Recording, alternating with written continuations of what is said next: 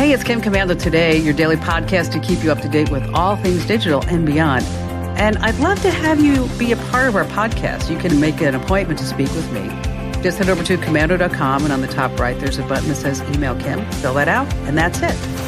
So for weeks, the internet has been going back and forth discussing murder plots and affairs and plastic surgery. Guilty. Absolutely guilty. Wondering why Kate Middleton, the Princess of Wales, has not been seen since Christmas. And today she went on social media, and in a 2-minute and 20-second video, she announced that she is battling cancer. She's been diagnosed. She is doing chemotherapy, preventative chemotherapy, and she has assured her nation she will be okay. And while we were on social media fighting for clicks and likes and speculating the worst things that could happen for a family and a couple, the truth is we have two people trying to figure out what they're going to do for their family and how they're going to explain this to their little kids, their little babies, that mommy's sick. I think next time we should just hold back. And even though they're public people and we expect information, we won't. We won't. We won't. We won't learn from this. But wouldn't it be a better world if we did? It would be great. Yeah. Because when I found out that she had cancer, I felt awful.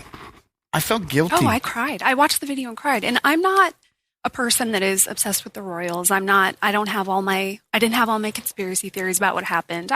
It's interesting, right? Everybody's been talking about it, but I watched this video and I cried. You weren't alone. Yeah. In the first 15 minutes, it was out 2.2 million views, 11,000 retweets, and that's just on Twitter. Yeah. So personally, Kate, I'm sorry. And our thoughts and our prayers are with you. This is Kim Commando Today. It's a crappy way to start the show. Yeah, it's not great. And, I mean, any news would have been crappy, except for plastic surgery, because she looks great and she's going to look great. But it's just, what a bummer. That really stinks. Yeah. And especially all the negativity that was behind it on social media, and that how crazy this story went over the last couple of weeks. Well, and her whole point, she said, we waited and we were private about this because, we have 3 little kids that I needed them to understand. Oh, I'm going to cry again. That mommy's going to be okay. And that to understand what it means, right? To have cancer. A little kid doesn't understand what preventative chemotherapy is. So it takes time. It takes privacy, which, clearly they didn't get. And now I think, though, she's got the whole planet rooting for her. Yes, for sure. And this could turn out to be a positive thing. Because we are. All right, let's start with that was the number one thing. The top 5 things, that was the number one thing. That was number one. Number 2, Boeing. Another thing in the news everywhere, right? When you told me about how you booked your flight for vacation, I said, Andrew, is your flight a Boeing? And you said, it's not. And how do you know that? Because there's a new website called Am I Flying on a Boeing? Look at that. That's the website, amiflyingonaboeing.com. Concept. This is actually genius. So it was a travel company, actually. And it's not huge on the site. It's just their little logo and you click it. But a travel company made this knowing that everyone is like, so is it going to be me? What are my odds, though, that I'm going to get on? I mean, it's got to be pretty high that I'm getting on a Boeing. It's pretty high. Yeah, it's actually pretty high. I don't know the number, but it's pretty high. But if you were going on a flight anytime soon, amiflyingonaboeing.com. We will also include the link in the newsletter. You can get that at getkim.com, which is a way easier URL to remember. Yes, it is. Wait, so you checked? Yeah, I checked. Okay, so I sent the full disclosure, right? This is how it works. So I sent the link to you and said, Andrew, please make sure. You have to put in the airline and your flight number? Correct. You select the airline and then you put in your flight number. Okay. And then it will tell you where you're flying, what you're flying on. Did it give you like a hooray, you're safe but confetti? It's also subject to change. That's true. Because my flight is so far out, it's also subject to change. Sure. I also do have another quick flying travel tip for this summer. Give it to us. If you're going on a trip, the day of your trip, text yourself or someone else your flight number. Now, you also have to include the airline in the flight number. So if it's like Southwest, it'll be SW, then 1245. Just that number. And in your text messages, it will turn into a link with live real-time updates on your flight. That is one thing where the iPhone I got to give it to you. It's pretty cool. Usually I'm an Android person, and usually I'm like, okay, enjoy There's your no stupid iPhone. searching through my emails. No, it's really nice. Or going through the app. It becomes a link to your flight with real time. You never have to look at that screen at the airport. If you do have an Android, though, you can just Google that same thing, the number. Yeah, you have to do the other step. But neat. Or just throw your Android in the river, get an iPhone. Better plan.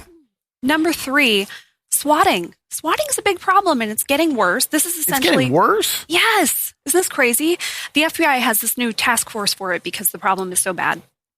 And we just heard this news story. So this is when somebody essentially puts out false reports. It might be something like domestic violence, other kinds of violence, a kidnapping, a bomb threat, hostage situations, and says, hey, this person is doing something when they're not. And so they get surprised, swatted by, the SWAT team shows up at their house in their gear, ready to go, and nothing has actually happened there. So this family, the Adkins, they're in Kansas. It was midnight. Everyone was asleep in the house. A ton of police come up, right? And they asked, are you okay? Do you have weapons? Right. When the wife comes outside and she says, I was sleeping. Yeah, I'm sleeping. When you talking about I have a face mask on. That's about it. The husband comes out, and the police pretty quickly in these situations generally realize, hey, there's something like this is not what we thought, right? You can tell by the demeanor of people, how they're reacting, all that kind of stuff. So they asked the husband, did you order a pizza? And they asked the wife, did you get a pizza? And they're both like, what now? How are these all connected? Oh, wait. Someone went on the Domino's app. I kid you not, went on the Domino's app, made a pizza order to their house, and in the notes for the pizza said, help, my husband has a gun pointed at me and our children. God. Absolutely insane. And so the Domino's saw that. They called 911, who then, sent police to the house. Funny prank. It's not a funny prank. It's horrifying. People die this way, no kidding, because... They don't know what's going on. They're confused. Now some people have the mindset, now I have to protect myself. Now I'm going to go to war with police. Yes. It's a very scary situation. Swatting was just in the beginning like streamers. Someone who was streaming live on the internet. Yes. Now you're just targeting people through Regular Domino's Pizza's people. app. Yeah. Oh, man. Madness. I know. Number 4, a little more lighthearted. Let's go that way. Sure. Amazon, overrun with AI books. So I have a Kindle, and I have noticed... probably 90% of the ads I get now, because you get ads on the home screen when you're not reading your book, are clearly books written by AI. How are they clearly? Is it titles like Cooking Good for Now with Asparagus? It's so bad. Right. I regularly read these out loud to my husband, the little descriptions. Right. And we both just how is this real? How is this a thing? And people are buying these?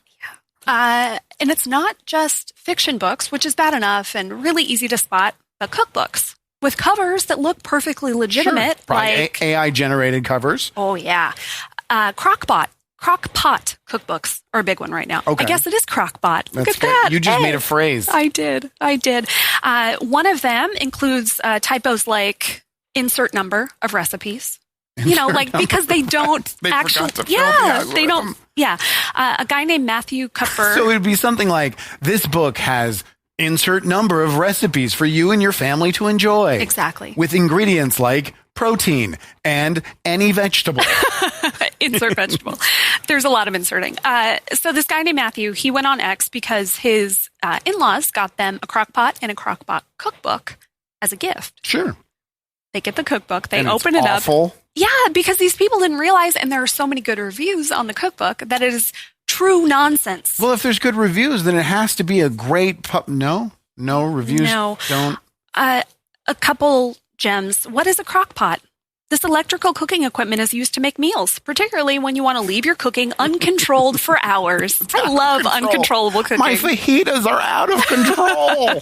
The other gem, in the 1940s, when women were required to work in locations that were further away from their homes, which he described as a very euphemistic way of describing World War II.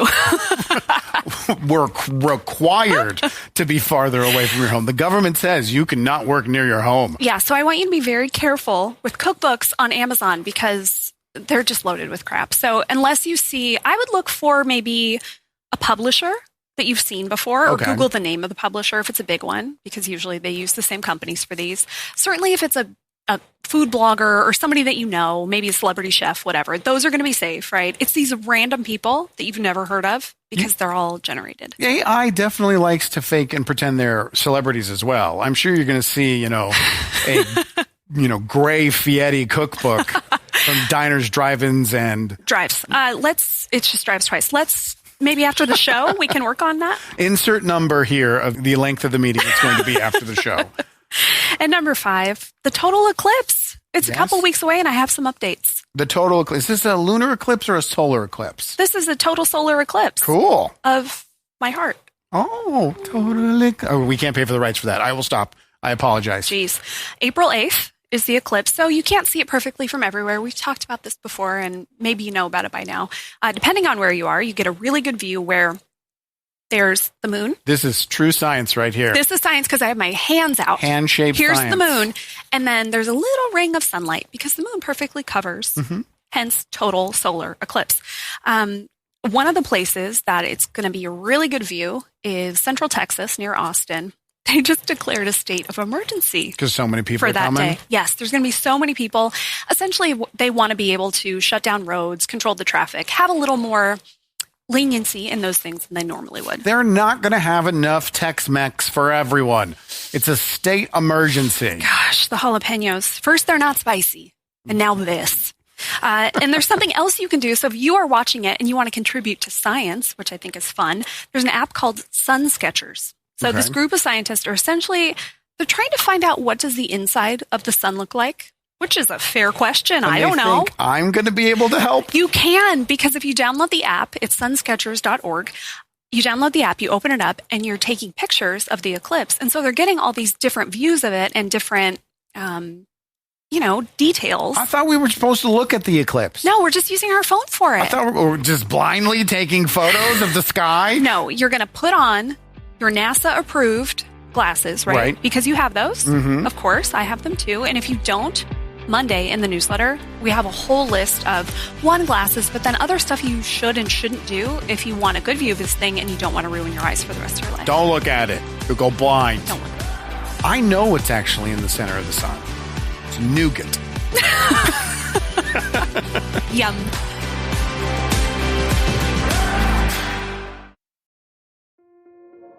This episode is brought to you by Kia's first 3-row, all-electric SUV, the Kia EV9, with available all-wheel drive and seating for up to 7 adults, with 0 to 60 speed that thrills you 1 minute, and available lounge seats that unwind you the next. Visit kia.com/EV9 to learn more. Ask your Kia dealer for availability. No system, no matter how advanced, can compensate for all driver error and or driving conditions. Always drive safely. Welcome back to Kim Commando. Today, the A-Team in today, Andrew Babinski, Ali Seligman.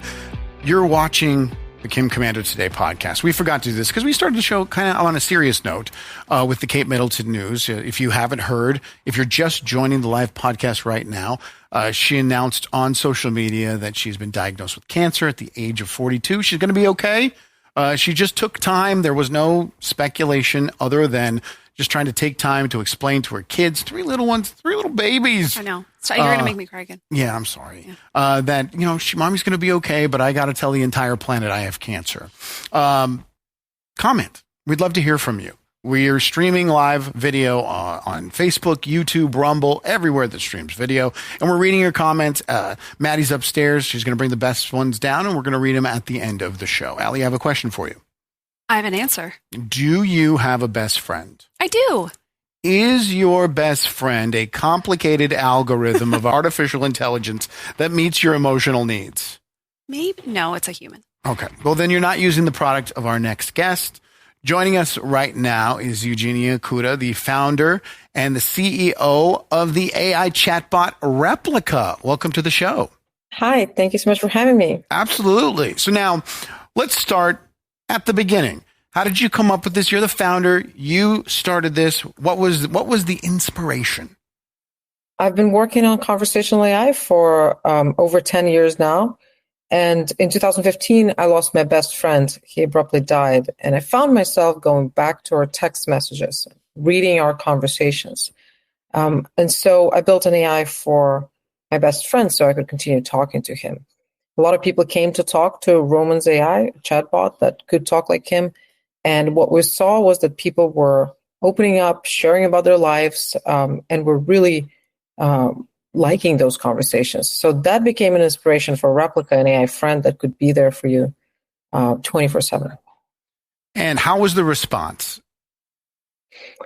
After we first put Replika together in 2016, we got over 1 million people to sign up in the first couple of months. So that absolutely crashed our servers. And since then, we've been going strong, growing pretty well. Of course, the recent developments, the revolution that's happening in AI space is helping the product a lot. COVID was a huge push as well. We grew tremendously. Unfortunately, loneliness is quite a big problem, and it's only been getting worse in the last few years. So doing research about Replika and the app, I realized something that during the pandemic, I actually downloaded Replika. And I wanted to use it. I was very curious about it. And when I looked at it, I basically wanted my AI friend to talk with me about sports, and it didn't. So I don't know if the algorithm has changed or been updated. What is the number one topic that people go to use with the chatbot? So the algorithm has changed dramatically since the pandemic. So it's been 4 years now. In the last couple of years, we're really living in the new era for chatbots like ours, where an AI can have an in-depth conversation about any topic that you have on your mind, whether it's sports or philosophy or anything. The most popular topic really that our users come to Replika with is emotions. So they usually come to share what's going on in their lives, how they're feeling about it, just generally what's going on. This, I would say, is the most popular thing. I'm not one of these people, but I think people would say, why not just talk to the real people in your lives? But, I'm sure this is something you hear from a lot of your users. Like, why do they choose the AI over, I'm going to go talk to my friend or my spouse or whatever it is? There's so many times in our lives when where another person or a best friend are not available. But, sometimes people are also scared to talk about what's going on with them. They're scared to open up. We really have been losing that muscle. People don't know anymore how to connect, how to share. The chatbot has what most people don't have. People are not scared of the chatbot judging. The chatbot is not judging you. And that feeling that you're talking to someone who's never going to judge, you're in a safe space. This is a huge difference from any person, anyone's life. So in researching for this interview, I went and I watched a bunch of user-created videos on YouTube. One was a girl that just got together a bunch of people who have relationships with the Replika chatbots, and they all, talked about the benefits, how they found a friend. Like you said, they felt guilty when they wanted someone to talk to, and they didn't want to constantly reach out to a human, and they didn't have to worry about that with the chatbot. But then there was the negative side where there were a lot of users that complained that the chatbot was constantly pushing them towards an intimacy side of a relationship, constantly trying to upsell them on the product. I know you're a business. I know you have to make money. But how do you respond to those critics? Our main goal is to make people feel happier using our product, feel happier through meaningful connections and conversations with the Replika. And so we're focused on researching that. Just a few weeks ago, we had a study that got published in Nature magazine. The study was done by Stanford, which showed how Replika is really helpful as an emotional support tool, that it's helping people feel less lonely and even curb suicidal ideation. So we're focusing on making sure we're doing rigorous research in terms of the effects of Replika on humans. And that's our main goal and the mission behind the company. How about the criticism of how Replika is marketed? There's a lot of marketing where it looks, there's female Replika friends, and it seems that there's flirting. I mean, even when you go to download the app, there's a woman in a half shirt, and the message says, "I miss you too," with the kiss emoji. How about the critics on the marketing? How do you respond to that? Marketing always follows what people want. We have tons of different campaigns. There's a set of users that are attracted by the assistant aspect. So right now, most of the ads that we're running actually showcasing some assistant tasks that Replika can do for you. But of course, there's some people that are coming for romance, and we advertise that too. I think it's a natural development. If you have a companion that likes you a lot, that accepts you, that helps you feel better, that boosts your self-esteem, it's only natural that people fall in love with it. Was how big the romance part of it got surprising to you, or were you kind of expecting it when you were thinking about where is this business going? When we first started, honestly, we weren't thinking about romance at all. Okay. This was a completely different era for AI. So most of conversations were either using very, very early days AI models that weren't nowhere as good as the current ones, and scripted conversations. So for us, even just to become friends with the user was a really big deal. And so I think the fact that people fall in love with their replicas and are in a deep, meaningful one-on-one long-term relationships, this is a great testament of what can be done with this type of technology. What's the future? What's the next stage for Replika? Where does it go from an app or an AI world, meta world? What's the next step? For us, we envision the future where everyone can have their AI companion that will not just be a friend, but will also do things for you, will help you with daily tasks, will remind you to reach out to your best friend, will help you find a job, will help you figure out what to watch in the evening, will play a video game with you.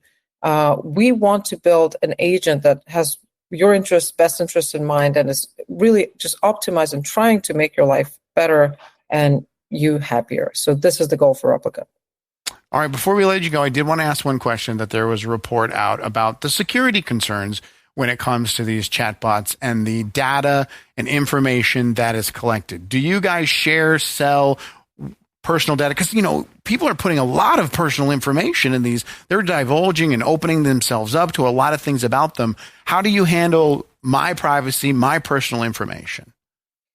We don't share or sell or give away any personal data for our users. The personal data is used only and exclusively just to improve the experience in the app. We're not training on any conversational data, on any data that our users put in. We're not selling it. We're not monetizing it in any way. The data is fully yours. If you're on Replika, you can at any point delete the account. The data will be gone. You can delete certain instances of your experiences if you don't want them to be in the history, and so on. But it's merely just used to have some memory, to know something about you, and to improve your experience. I think we're probably, and the main testament to that is that we monetize through subscriptions. We don't need to sell data. We actually do not benefit from it in any sense or form. And how much does it cost if you want to have the full version of the Replika AI chatbot? If you want to have access to all the features, like voice calls or certain activities, image generation, some other things that Replika can do with you, certain assistant tasks, it costs around $70 a year. Okay, so basically what I saw reported online. Well, it's really cool. And like I said, I had a different viewpoint when I went online and I saw so many positive testimonies to how the app has improved their lives, because there is a negative stigma that I think comes with these chatbots that lean towards romantic, that have a person attached to them other than, ChatGPT is just words on a page. Yeah. But it was really cool to see all those testimonies of that you do have customers and users out there that it's really improving their lives. Thank you so much. Hey, thank you so much for joining us. Thanks. Thank you. Change your mind? I don't know, man. I think something really interesting that she said was that they are people who are having trouble reaching out to the people in their lives, they're lonely. Doesn't this, yes, I understand that it helps in the moment, but does it fix the bigger issue? Or Probably does it just not. perpetuate the issue? Probably Is not. it a Band-Aid and we're never actually fixing it? It does. It probably draws you more away from Exactly. society, makes you more lonely. Yeah. Because now you're relying on just your screen to be your contact to the world. Well, and then we didn't talk about this with her, but, there was a time when they, out of nowhere, switched off the sexy part of the chatbot. And so all these people that she said, they've developed these crazy, intimate relationships with their chatbot. Okay, that gets turned off. Well, they turned it And back the next on. day, they did, but you don't know that that's going to happen. You log in and expect, my boyfriend I love so much barely knows who I am and won't tell me I'm beautiful And or then whatever. It actually was interesting that when that did happen, the Reddit community was so angry. Yeah. When you think people would be rejoicing, they were so upset that they lost the intimacy part with their AI chatbot. Well, yeah, that's why you care about it and it's gone. All I wanted to do was talk about the Arizona Cardinals. Nothing. I got nowhere.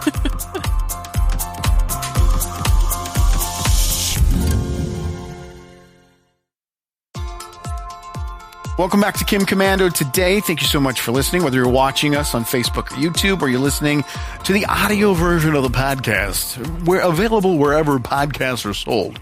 This is not sold. This is free. But it sounded nice when I said it. We also are giving away $500 Amazon gift card, That's pretty good. I would buy a lot of stuff with $500. If you want that, you can go to winfromkim.com. If you have been thinking, I need to go get Kim Commando's free daily tech newsletter, you haven't done it yet, Andrew Babinski, for any reason, go to Win from Kim. You sign up for the newsletter and you automatically get entered to win a $500 Amazon gift card. I didn't tell you this. Did Kim talk about this with you? We got the sweetest letter from a woman who won one of our giveaways. Oh, I didn't get the letter. Maybe next week we'll read it. Her name is Bonnie, and it was There's truly no maybe. wonderful. We definitely have to read it's that so next sweet. week. It's so sweet. And the newsletter is great. It's a 5-minute read every single day. You only have to get one, but you're going to end up loving it and keeping it and getting it every single day. Sleep tourism. Have you heard this term? No, but I'm going to try it right now. Okay, the new thing in vacations, the new big trend is relaxation. Sure. And sleep is a big part of that. And so I'm a go traveler. When Are I you? go, oh yeah. When I go to a city, I have a list of everything I'm going to do. I have my day down by hour. I oh want to my see. gosh, you're that planned? I want everyone to look at me and go, look at that tourist over there, because I'm going to be doing all the stuff. Is it because you have a fanny pack on? Is Big that ball how of twine, I'm going to be there. Small ball of twine, I'll still be there, a Allie. really big chair you'll sit in it? Absolutely. I don't like that kind of vacation. Oh. I want like some places I want to eat, a few things to do. That's it. No. Don't you come home exhausted? That's why I stay in the crappiest hotels, because I'm only there for 6 hours. So you come home though, and don't you need a vacation from your vacation? But I experienced something new, a place I'd never been before. All right, fine. So you just go back to work tired. I'm not going to sleep tourism. Well, a lot of people are sleep tourisming, and they're paying so much money for this. It's crazy. Because where there's a trend, it's Money. Not dried beans. Okay, there's a retreat in Miami, $3,428 for 5 days. You get a smart bed, a personalized sleep analysis, a wellness exercise, and complimentary food. Boo! $8,800 to enjoy master sleep at a ranch in Tucson. That's close. We could go. Tucson? Do you think Kim would pay for us to go to master sleep? $16,000? No, I don't even think it. I know she would. It's 5 nights with doctors and dietitians and a complimentary 80-minute massage. It's not complimentary. You just paid $8,800. You can throw in all the freebies that I just paid for. If you don't have much time, next time you're in LA, you can go to the Fairmont Century Plaza for a $325 power nap. No. Yeah, they call it a sleep biohack. You get a 30-minute power nap and then a 90-minute de-stressing routine featuring an anti-gravity bed and a pair of drain boots. What's a drain boot? I don't know. Gross. What's draining into these boots? What's draining out? I don't know. I hope it's I hope it's out, not in, right? Either way, I'm not interested. I don't want the boots. I don't want a sleep vacation. Yeah. I want a vacation. What about, okay, I have one more option for you. New York Hotel. Have you ever done cryotherapy? No. Do you know what that is? No. You essentially walk into this chamber that is so cold. You I went only to- stay in for a couple minutes. I went to one of those ice bars. Is that the same thing? No, that's different. Okay. Did you do like a shot off a luge? That kind of thing? The Nice. whole room is frozen. It's like 20 degrees in there. Where is it? It's in Scottsdale. I was awake the entire time, Tell me so it's more not later. going to be on your list. Okay, this is a $2,110 sleep freeze. This is for 2 nights. You get cryotherapy, spa treatments, plus customized sound, movement, and breathing techniques for drifting off. Someone will teach you how to go to sleep. I know how to go to sleep. I wake up at 3 a.m. every single morning to do a morning radio show. I got going to sleep down. Do you have any like pro tips as a man who needs to fall asleep? No, it's unfortunate for the rest of the country. This is how I fall asleep. I go, I think I'm going to fall asleep now. And within minutes, I'm out. Good for you. No, sleep when you're dead.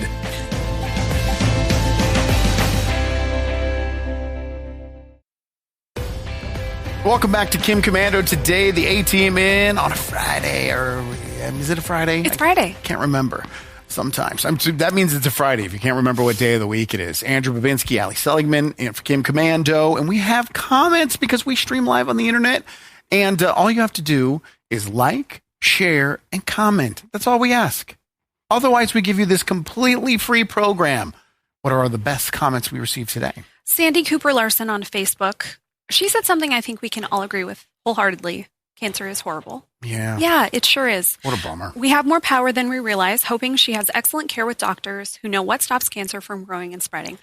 She's certainly got the best doctors. Absolutely. There is one thing that will help you when it comes to medical care on this planet is having the word princess before your name. Yes. Yeah. Yes. Sending thoughts and prayers for the best possible outcome for Kate. Yeah, we're all thinking about her, and it all was handled very strangely, right? Mm-hmm. We can all agree, which led to all the stuff. But it makes sense now. But now it makes sense. Mm-hmm. And now it's like, okay, let's all... Because we were behind the scenes going, why are they keeping this secret? Yes. Why are they... Well, now we know why. Yeah, because she deserved a minute to talk to her children and her family. And we should all respond by saying, okay, you were right to keep it secret. We get it, yep. Scott, a.k.a. 7H3D. So should I return that Betty Crocker cookbook? I mean, maybe. Is it Betty Cracker? Because then you might have an AI publication on your hands. But truly, though, the way that you know these are bad is if you open it and you read like 4 sentences. If it reads like a VCR manual. It might be real if it reads like nonsense and gibberish. Okay, Joe Parker, taking pictures with your phone could damage your phone without having a solar filter.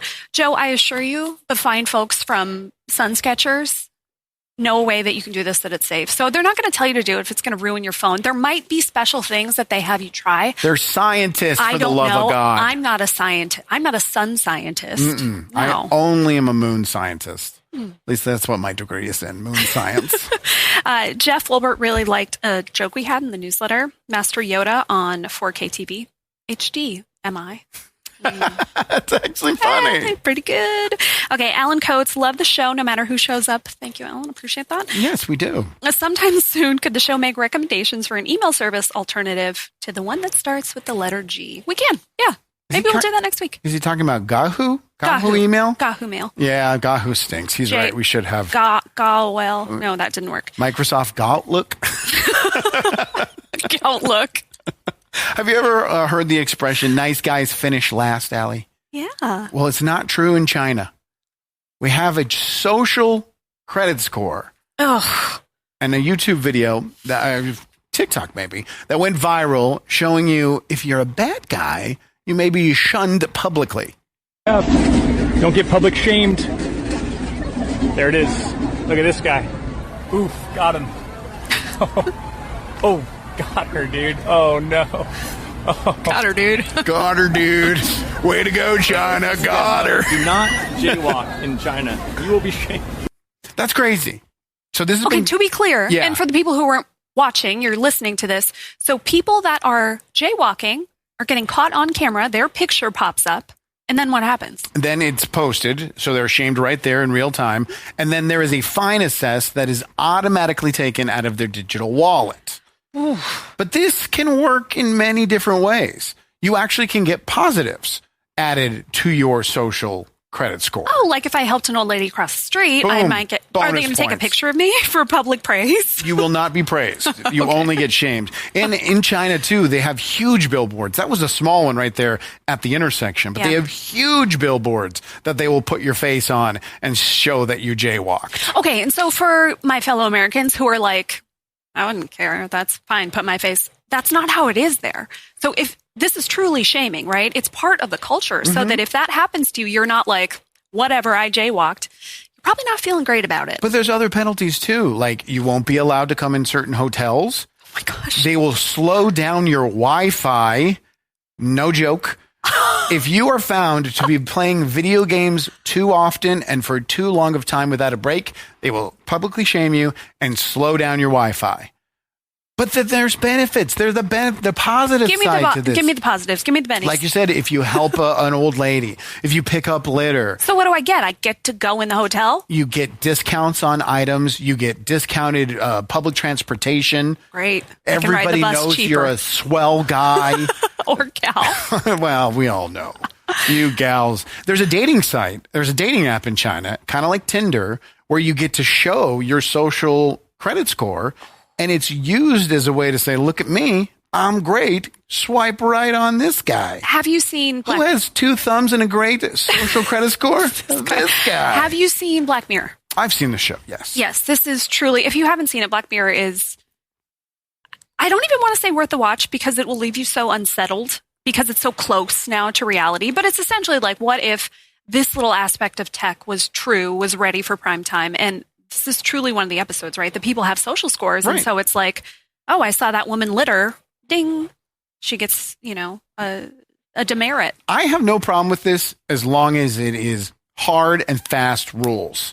If I pick up litter, I get free Whataburger. If it's just hard, but if it's, all based on opinion and all this, what do you think? The government is watching us. Is this too much Big Brother? Well, yeah, Andrew.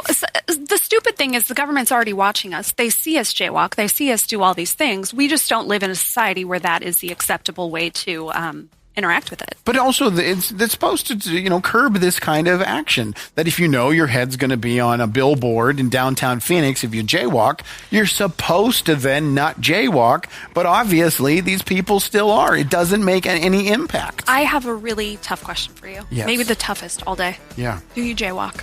I don't walk. I don't. That's it.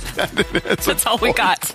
This program is a copyrighted production of Westar Multimedia Entertainment and protected by the copyright laws. Any rebroadcast or use of this program for commercial, business, economic, or financial purposes without the written permission of Westar Multimedia Entertainment is strictly prohibited.